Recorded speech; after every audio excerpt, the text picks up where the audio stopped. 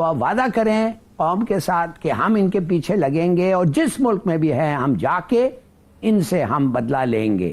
پشاور ناظرین ایک بار پھر دہشت گردی کے ہولناک واقعے سے متاثر ہوا ہے، قوم کو سوگ میں مبتلا کر گیا ہے۔ پھولوں کا شہر ہے پشاور، جسے دہشت گردوں نے خون میں نہلا دیا۔ مسجد کے اندر دہشت گردی کے اس واقعے میں نماز ظہر کے دوران پولیس لائنز مسجد میں مبینہ طور پر خودکش دھماکہ ہوا، جس کے نتیجے میں اب تک کی اطلاعات کے مطابق 32 افراد جاں بحق ہو چکے ہیں، 150 سے زیادہ زخمی ہیں۔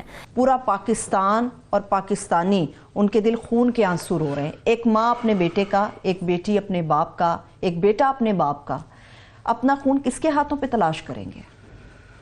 بس یہ بڑا بات کرتے وقت بھی اب تو جو ہے ایک تکلیف سی ہوتی ہے کہ پاکستان پہلے ہی اتنی زیادہ مشکلات میں گھرا ہوا ہے کہ ہمارے معاشی مشکلات چل رہی ہیں، بڑی اکنامک سچویشن خراب ہے، اس کے بعد سیاسی بحران چل رہا ہے، آئینی بحران چل رہا ہے، لڑائیاں مار کٹائیاں چل رہی ہیں، اور اس کے ساتھ کوئی کسر اگر رہ گئی تھی تو یہ سیکیورٹی کا واقعہ اس طرح کا ہونا تھا۔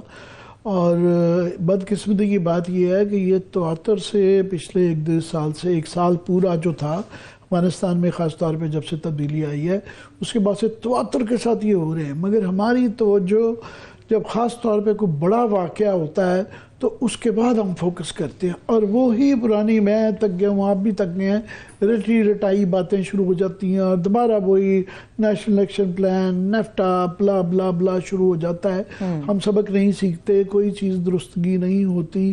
اور فی الحال جو ہے یہ بڑے ہی تکلیف دہ ہے کہ کیونکہ ایک تو جو کیجویلٹیز، جو اموات کا نمبر ہے، 60 لوگ شہید ہو چکے ہیں، 160 لوگ یا 157 یا 200-250 فیملیز ہیں ہر وہاں پہ شخص، اور پھر یہ مسجد میں ہوا ہے، اور مسجد کے ساتھ اس کے اندر جو ہے پولیس لائنز کے اندر ہوا ہے، 4-5 ایک تو اس کا تفتیشی پہلو آ جاتا ہے کہ 3-4 جگہ سے گزر کے آپ کو جانا پڑتا ہے۔ پھر یہ کہا جا رہا ہے کہ وہاں پہ شاید وہاں ہاؤسنگ کوارٹرز بھی تھے، وہاں پہ وہ رہ رہا تھا خودکش حملے کا۔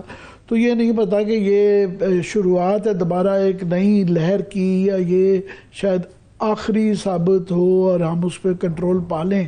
زخمیوں کی یہاں انہوں نے عیادت کی، اور اس موقع پر وزیر اعظم نے کہا یہ کہ دہشت گرد پاکستان کے دفاع پر مامور اداروں پر حملے کر کے خوف و دہشت کی فضا پیدا کرنے کی ناکام کوشش کر رہے ہیں، جسے ریاست اور عوام کے اتحاد سے ناکام بنائیں گے۔ ناظرین، دہشت گردوں نے انتہائی بزدلانہ فعل اپناتے ہوئے اللہ کے حضور سجدے میں موجود شہریوں کو نشانہ بنا کر یہ ثابت کیا ہے کہ ان کا اسلام سے کوئی لینا دینا نہیں ہے۔ ہماری تعلیمات جو ہیں وہ امن کا درس دیتی ہیں، اور مسلمانوں کا خون تو دور کی بات، اسلام تو غیر مسلموں کو بھی حفاظت دینے کا درس دیتا ہے۔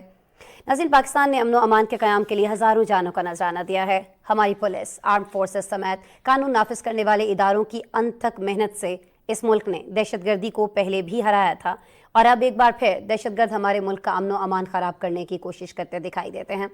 پاکستانی عوام اور حکومت اس بار بھی ملک مخالف عناصر کو شکست دے کر سرخرو ہوں گے انشاءاللہ۔ یوں لگتا ہے کہ ہم 2007 سے 2017 کا جو عرصہ تھا اس میں واپس آ گئے ہیں۔ 2007 سے لے کے 2017 تک ہمارے ہاں خودکش حملہ آور ہوئے ہیں۔ 2007 سے پہلے نہیں ہوئے تھے۔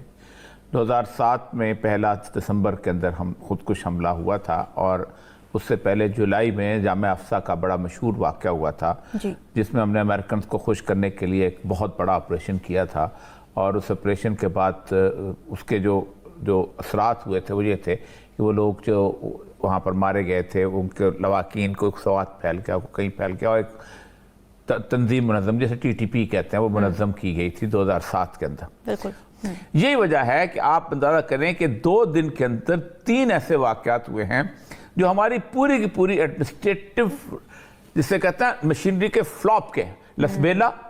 آپ اندازہ کریں کہ وہاں کو تقریباً ایک بس کو آگ لگی ہے اور کھائی میں گری ہے، کچھ 40-45 کے قریب لوگ جو ہیں وہ وہاں پر بیچارے جاں بحق ہو گئے۔ کوہاٹ آپ کی کشتی ڈوبی ہے، اور کشتی ڈوبی ہے، 18-19 بچے جو ہے اس کے اندر جاں بحق ہو گئے۔ یہ واقعہ right in the heart of the town.